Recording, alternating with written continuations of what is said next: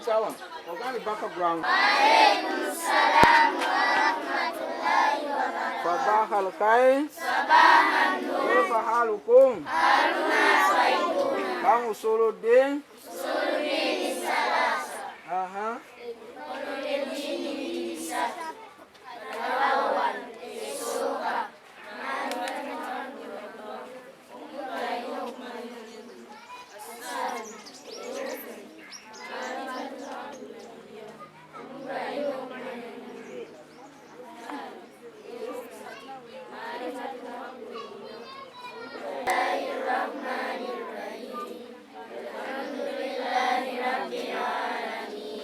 Kange unawa mpuliriza nze batuusa Seguya Haruna Rashid ngaze director wa Al-Fati Education Center.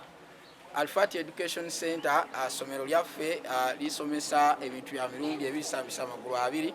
Tusokera ddala okusomesa omwana okumanya eddiini ye ey'Obusiraamu n'eddiini endala n'olulimi Oluwarabu n'okubanga bamanya ebya secular study, secular curriculum empya tusomesa okuva ku nursery paka ku P7 wano Ekiunga. Essomero eryo ly'abawala n'abalenzi ate era lirina ebisulo eby'abawala n'eby'abalenzi weebiri biri mu mbeera nnungi. Tulina amazzi, tulina amasannyalaze, obutanda, abaana basira ddala era balya bulungi nnyo naye nga tuli wano ku Ekiunga. Ekifo ekyo kisangibwa ku Bugerere Road wano mu Kyabakadde Parish Champi Sub County Mukono District. Iri kumpi nnyo ne Vision for Africa era kumpi nnyo ne Kampala. Abadde basobola okuvuga nga mujjiva ku Lwekalaji bamutuuka ne muddako katono mayiro emu okudda Mukono n'abava Mukono oluva ku Mpoma Satellite kumpi nnyo oba otuuse ku Al-Fati Islamic Education Center. Omulamwa tusinga kuguteeka nnyo ku mwana w'eggwanga lino. Nze ndi dokita mu mateeka mu equal opportunity okuva mu University of Botswana. Mbadde n'experience nene okusomesa ku lecturingako waggulu naye nendaba nga abaana bafiira wansi. Omwana alina okuva wansi ng'alina omusingi ogw'eddiini ogw'okutya Katonda ng'ogwe mulamwa n'okwagala eggwanga ly'ensi ye. Tufunye abantu bangi abayivu abatendekeddwa naye nga tebalina mwoyo gwa ggwanga, nga tebalina mwoyo gwa kwagala nsi. Nange kwekwagala tunaffe kwekwagala tube nga tukola essomero lino era nga moto yaffe egamba education is a natural right, al-marifa haqqu tabii. Kyokugamba omuntu alina eddembe ly'okuba nti asoma naye nga tawalizibwa kusoma ebitagenda mugasa wabula nga asoma ebisobola omugasa ye ng'omuntu ng'ate ligasa eggwanga lye kuba nti eggwanga lyaffe lisobola okugenda mu maaso n'okukulaakulana n'abaana bawala. Eddembe ly'abaana bawala okusoma lyali liyononeddwa nnyo naye kateeka omwana Munnayuganda Omuganda wano ng'abeera okusobola Omusiraamu nga naye asobola okumanya ebikwata ku ddiini ye ne ku nsi ye n'avaamu omuntu w'omugaso asobola okubeera ow'omugaso. Sabingi naddala okuggyawo obutamanya mu ggwanga lino, okuggyawo ensalosalo eziri wakati w'abasomesa n'abazadde n'abayizi era tugatta tuteekewo okubeera nga tukawo olutindo olugatta omusomesa n'omuzadde n'omuyizi ng'okusoma si kwa mpaka wabula nga okusoma kwa kwagala. Twebaza era ebitongole ebize bitukwatirako kati nga Nile Humanitarian.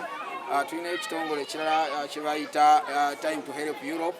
Olw'embeera kati eri mu nsi kibuyaga bazze tebatuyamba naye nga lukusooka twatandikira mu buzibu bw'amaanyi nnyo nga tusubira mu miti nga tusubira mu mbeera etayi naye kaakati tulina omutindo gwe tutuuseeko nga gwali egombeseza buli muntu yenna.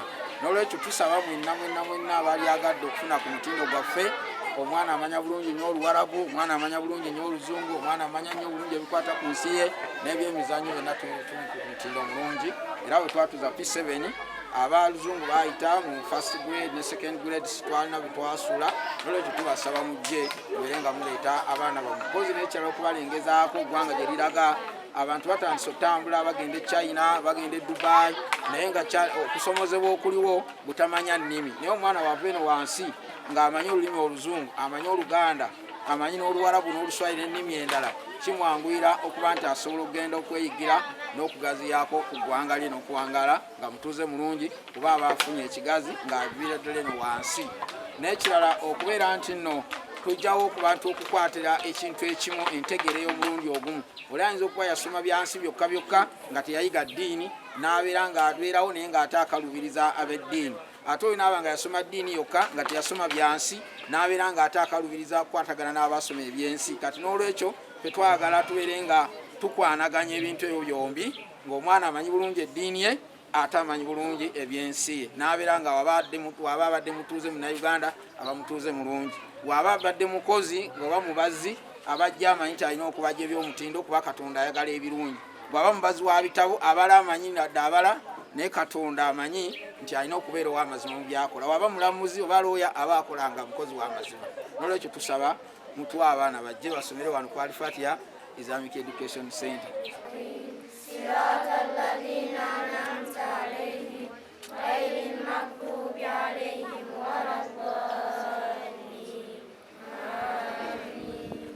Assalamu alaikum wa rahmatullahi wa barakatuh.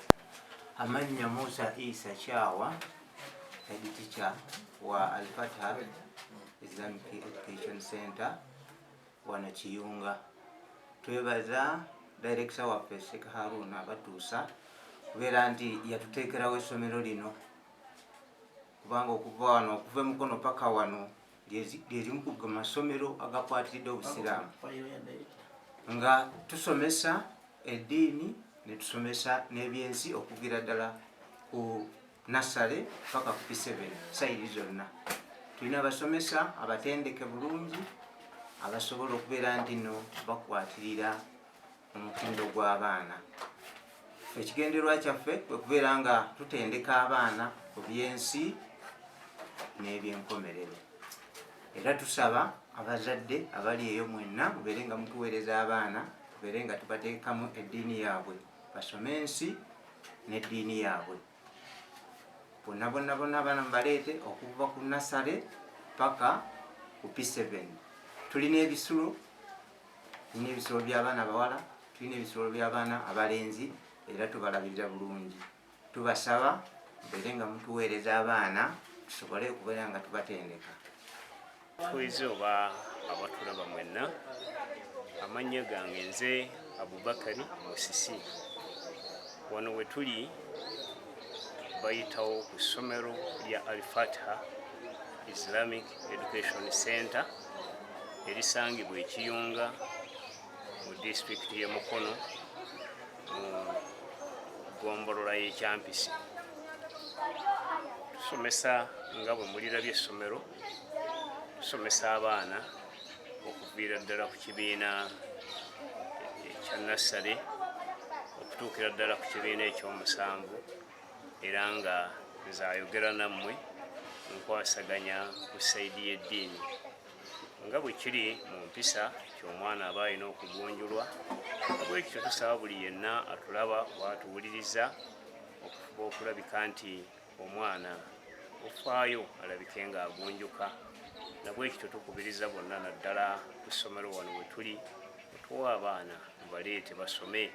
Bannanga abaana tubasomeseza ddala, tusomesa eddiini ne tusomesa ate n'ensoma endala ey'Ekizungu, ate twaniriza abaana ab'ebikula byonna ne twaniriza abaana ab'enzikiriza zonna. Mwebale nnyo.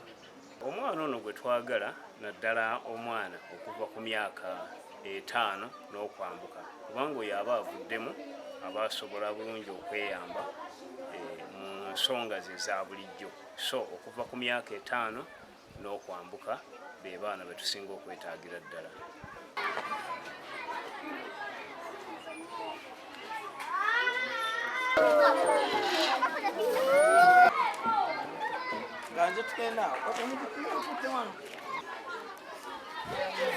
Abaana tubalabirira bulungi nga batuuse wano ku ssomero, naddala abaana ab'obuwala tubayigiriza empisa, tubakuwa counseling and guidance.